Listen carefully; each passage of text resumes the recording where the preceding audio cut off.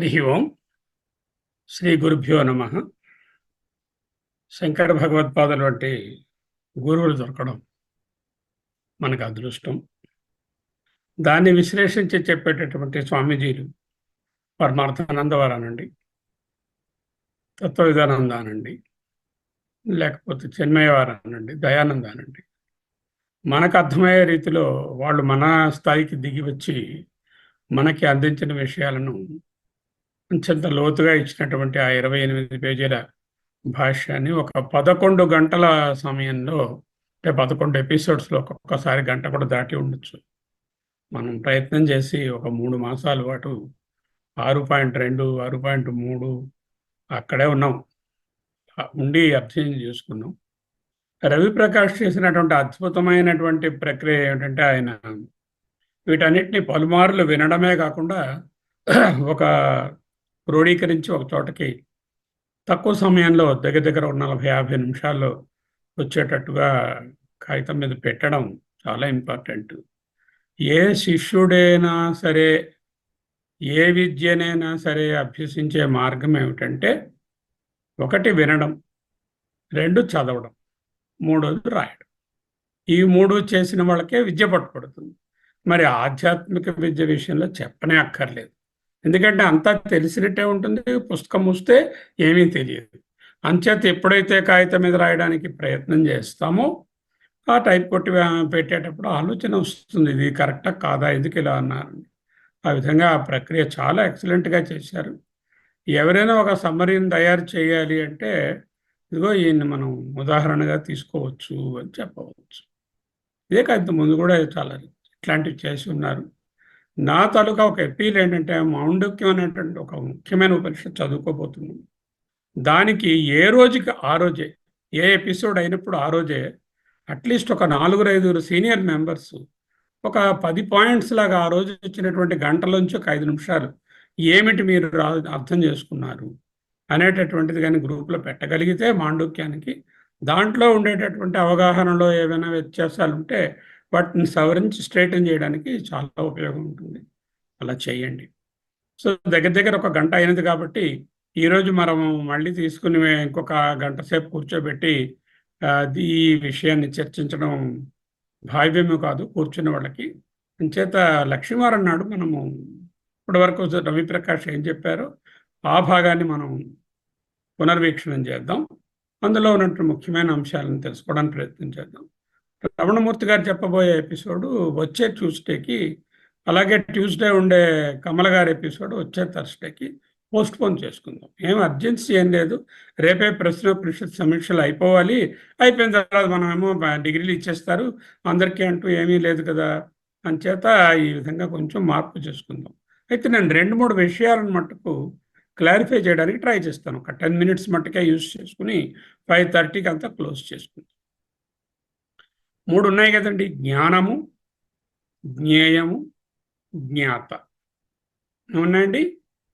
జ్ఞానము, జ్ఞేయము, జ్ఞాత. దృష్టాంతం ఏమిటి? ఇదిగో గులాబీ చెట్టుకున్నటువంటి పువ్వు, అది జ్ఞేయము, దృశ్యము, వస్తువు, ఆబ్జెక్టు. ఆబ్జెక్ట్ అన్నా, దృశ్యమన్నా, జ్ఞేయమన్నా, వస్తువన్నా అగో అక్కడ ఉన్న పైన ఉన్నటువంటి విషయం. దానిని తెలుసుకునేవాడెవడు? జ్ఞాత. అంటే ద నోయర్. నేను వెళ్ళి గులాబీ పువ్వుని చూస్తే నేను జ్ఞాత. ఈ జ్ఞాత అనేవాడు జ్ఞేయం కంటే ఎప్పుడు వేరుగానే ఉంటాడు. ఓకే, ఈ జ్ఞాత వెళ్ళిపోతే వీడికి తెలిసిపోతుందా? ఎన్నో కండిషన్స్ వీడి దగ్గర ప్రివేల్ అయితేనే ఆ గులాబీ పువ్వు వీడికి తెలుసు. ఫర్ ఎగ్జాంపుల్ ఏమిటి కావాలి? 1 గులాబీ పువ్వు ఉండాలి, 2 గులాబీ పువ్వు మీద ప్రకాశం ఉండాలి, 3 ఈయన కళ్ళు మూసుకోకుండా ఉండాలి, కళ్ళు తెరిచున్నా సరే అంధుడు కాకుండా ఉండాలి, ఇవన్నీ ఉన్నాయి. నిద్రపోకుండా తెలివితేటలుగా ఉండాలి, లేకపోతే మనసు ఎక్కడో ఉంటే గులాబీ చూడకుండా అక్కడ ఉన్న వేరేదో చూస్తుంది, మనసు కూడా పనిచేస్తూ ఉండాలి. సరే, జ్ఞాతలో ఎన్ని ఫ్యాక్టర్స్ ఉన్నాయో, జ్ఞాత ఉన్నప్పటికీ, జ్ఞేయం ఉన్నప్పటికీ, ఈ జ్ఞేయము జ్ఞాతకు తెలియదు, జ్ఞానం కలగదు. కలగకపోవడానికి ఎన్నో కలిసి రావాలి. అవన్నీ కలిసి వస్తేనే ఈ జ్ఞాత జ్ఞేయాన్ని తెలుసుకుంటాడు, దృశ్యాన్ని ద్రష్ట తెలుసుకుంటాడు, ఆబ్జెక్ట్ని సబ్జెక్ట్ తెలుసుకుంటాడు. ఓకే, ఈ తెలుసుకోవడము అనేటటువంటిది ఏదైతే దాన్ని జ్ఞానము ఏంటంటున్నాం, దాన్ని జ్ఞానం. The knowledge of rules, the rose, the knower or the seer of the rules and the knowledge of the rules. జ్ఞానము, జ్ఞేయము, జ్ఞాత. ఇక్కడ దేని గురించి విచారం చేస్తున్నారు? జ్ఞాత అనేవాడిని పక్కన పెట్టారు భగవత్పాదులు. త్రిపుటి ఉంది కదా, జ్ఞానము, జ్ఞేయము, జ్ఞాత అంటే 3 విషయాలు ఉన్నాయి. ఈ 3 విషయాలలో ఈ జ్ఞాత, జ్ఞేయము, జ్ఞాత, జ్ఞానము అనేది ఒక్కటే. జ్ఞానం లేని జ్ఞాత ఏం ప్రయోజనం లేదు కదా. జ్ఞానం ఉంటేనే జ్ఞాత పనిచేస్తాడు. అంచేత జ్ఞాతను అక్కడ పెడదాము. 2 ఉన్నాయి అన్నారు మొదట. అప్పుడేం మిగిలాయి? జ్ఞానము మిగిలింది, జ్ఞేయం మిగిలింది. అంటే వస్తువు, వస్తు జ్ఞానం. తెలుసుకునేవాడు జ్ఞానంలో అంతర్భాగం అని ఆయన అక్కడ చెప్తున్నారు, ప్రపోజ్ చేస్తారు సింప్లిఫై చేయడానికి. ఇంకా 2 ఉన్నాయా? జ్ఞేయము, జ్ఞానము 2 ఉన్నాయా? మరి వేదాంతంలో 2 ఉండవుగా, ఒకటే కదా ఉంటుంది. అంటే ఆ జ్ఞానమే ఈ జ్ఞేయంగా ప్రకాశిస్తుంది. ఆ పరమ పురుషుడే ఈ జ్ఞేయ రూపమైన 16 కళల పురుషుడుగా ప్రకాశిస్తున్నాడు. ఆ జ్ఞాత అయిన జ్ఞానమైనటువంటి సచ్చిదానంద పరబ్రహ్మమే ఏ వస్తువైనా, ఏ జ్ఞేయమైనా ఆయన యొక్క ప్రతిఫలనమే. చేత జ్ఞేయము కూడా లేదు. In the real sense, in the absolute sense, there is only one thing, that is the జ్ఞానం. You understand now? How many are there? Triputi. To start with, there is a knower, there is a thing that is known, and there is a knowledge about that thing. గులాబీ చూసేవారు, గులాబీ జ్ఞానం. జ్ఞానం ఉంటేనే కదా ఈ తెలిసేవాడికి తెలుస్తుంది. జ్ఞానం అనేది లేదనుకోండి, వాడికి నిద్రపోతున్నాడు, గులాబీ ఉన్నా తెలియదు. అంటే జ్ఞానం ప్రకాశించకపోతే జ్ఞాత అనేవాడు వేరే ఏమి చేయలేడు. కాబట్టి వీడిలో ఉన్నటువంటి మనస్సు లేక అంతరింద్రియాలు, దాని మీద ఉండేటటువంటి జ్ఞాన ప్రకాశము ఉంటేనే జ్ఞాత. కాబట్టి జ్ఞాతను కొంచెం పక్కన పెడితే ఉండేది జ్ఞానము, జ్ఞేయము. జ్ఞానము, జ్ఞేయము ఆబ్జెక్టు, సబ్జెక్టు. జ్ఞానము, జ్ఞానం చూసేటటువంటి ఆబ్జెక్టు అనేటటువంటి ఒక 2 విభాగాలు తీసుకోవచ్చు. ఇప్పుడు మనం తెలుసుకోవాల్సింది ఏంటంటే, ఈ జ్ఞాతని ఎవడు ప్రకాశింపజేస్తున్నారు? నేను జ్ఞాత చూస్తున్నాను ఆ గులాబీని. నన్ను ఎవరు ప్రకాశింపజేస్తున్నారు? అదిగో ఆ సచ్చిదానంద చైతన్యమే ప్రకాశం. అక్కడ గులాబీ ఉంది, దాన్ని ఎవరు ప్రకాశింపజేస్తున్నారు? దానిని సచ్చిదానంద చైతన్యమే ప్రకాశం. అంటే జ్ఞానము కానీ అన్నది ఒక్కటే ఉంది. ఈ జ్ఞేయము, జ్ఞాత అనేవి ఆయన యొక్క ప్రకాశ రూపములే, కానీ ఇవి వేరు కాదు. చిదాభాసము. చిత్ ఏమిటి? జ్ఞానం. ఎన్ఏఎస్ జ్ఞానం అన్నారు ఆయన. ఎన్ఏఎస్ జ్ఞానం అని చెప్పుకున్నాం. అంటే ఏమిటి? నిత్యం, అద్వయం, స్వతంత్రం. అంటే ఏమిటి? నిత్యం అనడంలో వచ్చిపోయేది కాదు, వ్యభిచరించదు, అందులోనే తెలిపింది. ఎప్పుడూ అలాగనే ఉంటుంది. నిత్యం. అద్వయం అంటే దీనికి ఇంకో జ్ఞానం ఉండాలి, ఇంకో జ్ఞానానికి ఇంకో జ్ఞానం ఉండాలి, ఇంకో జ్ఞానం అనవసరం, అది అక్కర్లేదు. అది అద్వయం ఒకటే ఉంది కాబట్టి ఉంది. నిత్యం అద్వయం. స్వతంత్రం, దీన్ని చూసేదైనా ఇంకోటి ఉండాలా, ఇది తనని తెలుసుకుంటుంది, అక్కర్లేదు. అది స్వతంత్ర ప్రకాశం. ఎన్ఏఎస్ అనడంలో నిత్యం, అద్వయం, స్వతంత్రం. నిత్యం, అద్వయం, స్వతంత్రమైనటువంటి జ్ఞానంలోనే ఆ కొండ, ఈ బండ, ఈ పువ్వు, ఈ దోమ, ఈ చీమ, ఈ రవిప్రకాష్ గారు, ఆ మూర్తి, ఈ శర్మ అందరూ అందులోనే ప్రకాశిస్తారు. ఈ తెలుసుకునేవాడు ఎవడైనా వేరే ఉన్నాడా? అబ్బాయి ఆ జ్ఞానం లేకపోతే, ఆ చైతన్యమే లేకపోతే, ఈ ఉపాధి అంతా ఇంత చక్కగా డ్రెస్సులు గట్రా వేసుకుని, మేకప్ వేసుకుని, ఇంతంత విచారమైన కోళ్ళు పెట్టుకుని ఎవడైనా ఉన్నా కూడా లోపల ఉన్నటువంటి చైతన్యం అనేటువంటిది లేకపోతే అది వృధా. వాడు శరీరం కట్టెలాగే ఉంటాడు, కానీ వాడేమి పనికి రాడు. చైతన్యం, ఇవన్నీ జడములు, ఒక్క చైతన్యమే ప్రకాశ స్వరూపం. అంటే జ్ఞేయాన్ని నిరాకరిస్తుంది, జ్ఞాతనే నిరాకరిస్తుంది, జ్ఞానాన్ని మాత్రమే ప్రతిపాదిస్తుంది. ఇప్పుడు వేళవాదనలో ఉండేటటువంటి దోషం ఏమిటంటే, అనేకమైనటువంటి వస్తువులు ఉన్నాయి. వస్తువులు అంటే ఈజీగా అర్థమవుతుంది. జ్ఞేయం అంటే ఏదో కన్ఫ్యూషన్. వస్తువులు, ఆబ్జెక్ట్స్. అదిగో ఘటము, పటము అంటారు మనం వేదాంతం. మనం అంటాం ల్యాప్టాపు, గ్లాసు, మొబైల్ ఫోను, అందం ఫోను. ఘటం పటం అంటే ప్రతిసారి కన్ఫ్యూజన్. పటం అంటే ఏమిటి, బొమ్మ లేకపోతే ఫోటో అనుకుంటారు. పటం అంటే వస్త్రము, ఘటపటాదులు అంటారు. మనం ఏంటి, మొబైల్ ఫోను, ల్యాప్టాప్, ఆదులు మొదలైనవి ఉన్నాయి. ఈ వస్తువు ఎన్ని జ్ఞేయాలు ఉన్నాయి? అనేకమైన జ్ఞేయాలు.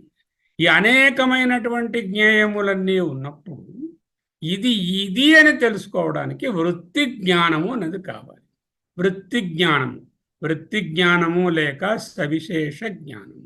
ఇదిగో ఈ గ్లాసుని చూస్తున్నాను, చూస్తూ ఉంటే గ్లాసు జ్ఞానం కలిగింది. ఆ గ్లాస్ పక్కన పెట్టేశాను, దాని మీద ఫోకస్ చేయలేదు. మొబైల్ ఫోన్ చూస్తున్నాను, మొబైల్ ఫోన్ జ్ఞానం కలిగింది. మరో వృత్తి జ్ఞానం వచ్చింది. ఇదిగో ఏసీ రిమోట్ చూస్తున్నాను, ఆ రిమోట్ చూస్తున్నప్పుడు దాని జ్ఞానం. దానికన్నా సూక్ష్మమైన ఏదో ఒక రుమాలను చూస్తున్నాను, ఈ కర్చీఫ్ తాలూకా జ్ఞానం. ఈ విధంగా వచ్చేటటువంటి జ్ఞానములను సవిశేష జ్ఞానము అంటే విశేషములతో కూడినటువంటి జ్ఞానం. ఈ విశేషములతో కూడినటువంటి జ్ఞానము జ్ఞేయం ఉంటే ఆ జ్ఞానం కలుగుతుంది, జ్ఞేయం పోతే ఈ జ్ఞానం పోతుంది. ఈ వైనాశికులనండి, శూన్యవాదులనండి, బౌద్ధులు, యోగాచారులు, మాధ్యమికులు, చార్వాకులు వీళ్ళంతా కూడా ఎక్కడ చూస్తున్నారంటే ఈ విశేష జ్ఞానము లేక వృత్తి జ్ఞానమే జ్ఞానం అనుకుంటుంది. అర్థమైందా? ఏదైతే వస్తువు ఉందో ఆ వస్తు జ్ఞానం కలుగుతుంది. మనిషిని చూస్తే పలానా మనిషిని తెలుస్తుంది, పలానా దాని రుచి చూస్తే అది పలానా రుచి అని తెలుస్తుంది, ఫలానా మ్యూజిక్ వింటే ఇది సుశీలమ్మ గారి పాట అని తెలుస్తుంది. ఏ ఇంద్రియంతోనైనా ఒక వస్తువుని తెలుసుకుంటే ఆ వస్తువు యొక్క వస్తు జ్ఞానము లేక వృత్తి జ్ఞానము లేక సవిశేష జ్ఞానము కలుగుతుంది. ఆ సవిశేష జ్ఞానము వచ్చిపోతూ ఉంటుంది. వస్తువు ఉంటే ఉంటుంది, వస్తువు లేకపోతే ఉంటుంది. సుషుప్తిలో వస్తువులు లేవు, వస్తు జ్ఞానం లేదు. అర్థమైందా? ఇప్పుడు ఈ వృత్తి జ్ఞానాన్ని, ఆ వస్తువుని రెండిటినే ప్రకాశింపచేసేటటువంటి చైతన్యం అనేటటువంటిది ఒకటి ఉన్నది అంటూ వాళ్ళు గుర్తించలేదు. అందువలననేమో ఇది జ్ఞానమేమో జ్ఞేయం అండి, ఇదేమో వస్తువు, ఇది కూడా ఆబ్జెక్ట్ అండి, లేకపోతే జ్ఞానం పోతే జ్ఞేయం పోతుందండి, జ్ఞేయం లేకపోతే జ్ఞానం లేదండి, ఇలా అనేకమైన కన్ఫ్యూషన్ వాదాలు పెట్టుకున్నారు. వాళ్ళు వస్తున్నాయి, వాళ్ళకి కన్ఫ్యూజనమైన వాదాలు వాళ్ళలో ఏర్పడుతున్నాయి. ఎందుకు? వాళ్ళు సవిశేష జ్ఞానాన్నే అంగీకరిస్తున్నారు కానీ నిర్విశేష చైతన్య సచ్చిదానంద ఎన్ఈఎస్ జ్ఞానాన్ని వాళ్ళు అంగీకరించటం లేదు. వాళ్ళకు ఆత్మ లేక నిర్విశేష జ్ఞానం అనేటటువంటిది లేదు అని వాళ్ళ ఉద్దేశం. నిర్విశేష జ్ఞానం లేకుండా ఏ విశేషాలు లేని నిర్గుణము, నిర్విశేషము, అనంతము, అవ్యయము, ఏకము, అద్వయము అయినటువంటి సచ్చిదానంద చైతన్యం అనేది మాకు అక్కర్లేదు. వస్తు జ్ఞానం కలుగుతున్నాయి, వస్తువు ఉంటే జ్ఞానం ఉంటుంది, వస్తువు పోతుంది. దీని పెద్ద కన్ఫ్యూషన్. మరో ఆత్మ అని మీరు ఎందుకండి పట్టుకురావడం? అక్కర్లేదు కదా అంటున్నారు. అది వాళ్ళ పాయింట్. అది ఎలాగైనా రిఫ్యూట్ చేస్తాము. సరేనయ్యా, నువ్వు పడుకున్నావు, నిద్రపోయావు, ప్రొద్దున లేచిన తర్వాత బాగా నిద్రించాను అని చెప్తున్నావు, తర్వాత ఏమో నాకు ఏమీ తెలియలేదు అని చెప్తున్నావు. అంటే అక్కడ వృత్తి జ్ఞానం ఉందా నీకు? నిద్రలో వృత్తి జ్ఞానం లేదు. జ్ఞేయం ఉందా? జ్ఞేయం లేదు. ఈ రెండూ లేకుండా కూడా నీవు బాగానే ఉన్నాను, బాగా పడుకున్నాను, ఏమీ తెలియలేదు అనే జ్ఞానం ఎలా వచ్చింది? అంటే ఈ రెండింటినీ దర్శిస్తున్నటువంటి ఒక జ్ఞానము, ఇంకొక నిర్విశేష జ్ఞానం ఒకటి ఉండి ఉండాలి. అది మీరు యాక్సెప్ట్ చేయాలి అంటూ ఈయన వాదిస్తున్నారు. చూడు, మనం తెలుసుకోవాల్సిందేంటి? ఎన్ఏఎస్ చైతన్యము నిత్య అద్వయ స్వతంత్ర చైతన్య రూప ప్రకాశము లేక ది అబ్సల్యూట్ పరమాత్మ ఆర్ ద జ్ఞానం. The word which can qualify as జ్ఞానం is only that. Any other జ్ఞానం విచ్ ఈజ్ ఎ సవిశేష జ్ఞానం, ఏదైతే వృత్తి జ్ఞానము, ఏదైతే వస్తు జ్ఞానమో, ఏదైతే knowledge of the object that we are seeing, it has got a limited time of experience and existence. ఆ వస్తువు ఉన్నప్పుడు ఉంటుంది, వస్తువు లేనప్పుడు ఉండదు. స్వప్నంలో మనకు అది ఉండదు, సుషుప్తిలో పూర్తిగా ఉండదు, జాగ్రత్తలో మాత్రమే కలుగుతుంది. ఈ వృత్తి జ్ఞానం ఎక్కడ కలుగుతుంది? ఒక్క జాగ్రత్తలోనే కలుగుతుంది. స్వప్నంలో ఉండేటటువంటిది వృత్తి జ్ఞానం ఏం లేదు కదా. అక్కడ వృత్తులే లేవు, వస్తువులే లేవు. ఏదైనా మనస్సు ఉంటే ఆ మనస్సే ఆ వస్తువు అయిపోయి ఆ మనస్సే దాన్ని చూస్తున్నట్టుగా, అంటే నేను చూస్తున్నటువంటి ఎలిఫెంట్ని చూసే అనుభవము, అంటే ఆ వస్తువు జ్ఞానం రెండు ఒకటే అయిపోయాయి. చేతే ఆ సుషుప్తిని ఆధారంగా చేసుకుని వస్తువు జ్ఞానము రెండు వేరే లేవండి, రెండు ఒకటేనండి, ఒకటి ఉంటే రెండోది ఉంటుందండి, ఒకటి లేకపోతే రెండోది ఉంటుందండి. ఆ స్వప్నాన్ని దృష్టిలో పెట్టుకుని వాడు చెప్తున్నాడు. ఇప్పుడు వేదాంతంలో మనం తెలుసుకోవాల్సింది ఏంటంటే జ్ఞానము, జ్ఞేయము, జ్ఞాత. ఈ జ్ఞాత అనేవాడికి వృత్తి జ్ఞానం కలుగుతుంది. ఈ జ్ఞాతలో కలిగేటటువంటి వృత్తి జ్ఞానానికి కలగకుండా వాడు నిద్రిస్తున్నప్పుడు ఏ జ్ఞానము, ఏ వృత్తి జ్ఞానము లేనటువంటి స్థితికి ప్రకాశవంతమైనటువంటి ఆత్మ చైతన్యమే కారణము. అదే జ్ఞానము, అదే అన్యయ చైతన్యం. బయట వస్తువులు కనిపిస్తున్నాయి, ఆ వస్తువులు బయట కనిపిస్తున్నాయా బికాజ్ నీ చైతన్య ప్రకాశము ఉంటేనే వస్తువులు కనిపిస్తున్నాయి. చైతన్య ప్రకాశం లేకపోతే వస్తువులు ఉన్నటువంటి భావన లేదు. వస్తువు అనేది బయట వేరే లేదు, అది రిలేటివ్ రియాలిటీ కానీ అబ్సల్యూట్ రియాలిటీ లేదు. చేత జ్ఞేయం కూడా క్యాన్సిల్ అయిపోయింది. ఉన్నది ఒక్క జ్ఞానమే. ఆ జ్ఞానాన్ని తెలుసుకోవడమే ఈ వేదాంతం తాలూకా ప్రయోజనం చెప్పారు. I hope you have got some idea about the three things, how they have from the Triputi to Dviputi to Ekameva Advayam అనేది ఎలా డిరైవ్ చేస్తున్నాం. Don't get confused with the వృత్తి జ్ఞాన అండ్ ది నిర్విశేష జ్ఞాన, సామాన్య జ్ఞాన. దట్ ఈస్ ద సామాన్య జ్ఞాన, అందులో పలానా విశేషాలు ఉండవు. అయితే తనంతట తను తెలుసుకుంటుందా ఏదైనా? అబ్బే తెలుసుకోదు. అది ఎప్పుడైతే ఈ చిదాభాస ఏర్పడి ఆ వృత్తి జ్ఞానంగా మారిందో అప్పుడే వస్తువు అనుకుంటాను. అంటే వస్తువుని అనుభవించేది ఎవరు? ఈ జడమైనటువంటి మనస్సు, ఇంద్రియాల కాదు. ఆ చేతనమా? దానికి ఆ సంబంధమే లేదు, దేనితోనే అంటుకోదు, చూడదు. సూర్యుడు ఏ పువ్వుని నేను ప్రకాశింపచేస్తున్నాను అనుకుని చేయడు కదా, అంచేత దానికి సంబంధం లేదు. మరి దేని వలన అండి వస్తుంది? ఆ జ్ఞానం ఎప్పుడైతే ఈ మనస్సు అనేటటువంటి దర్పణం మీద, రిఫ్లెక్టింగ్ మీడియం మీద పడిందో అక్కడ ఒక సెన్సిటైజ్ అయ్యి చేతన అని కలుగుతుంది. ఈ చేతన పురుషుడు లేక చేతనుడు, ఆ చేతన లేక చిదాభాస, చిత్ ప్రతిబింబము లేక ఛాయా ప్రతిబింబము లేకనేమో దాన్నే చిత్ ప్రతిబింబం అంటాం కదా, ప్రతిబింబ చైతన్యము, రిఫ్లెక్టెడ్ కాన్షియస్నెస్ అనేటటువంటిదే చూస్తుంది. చూచేది మనసు కాదు, చూచేది చైతన్యం కాదు, చూచేది చేతన, ద రిఫ్లెక్టెడ్ కాన్షియస్నెస్.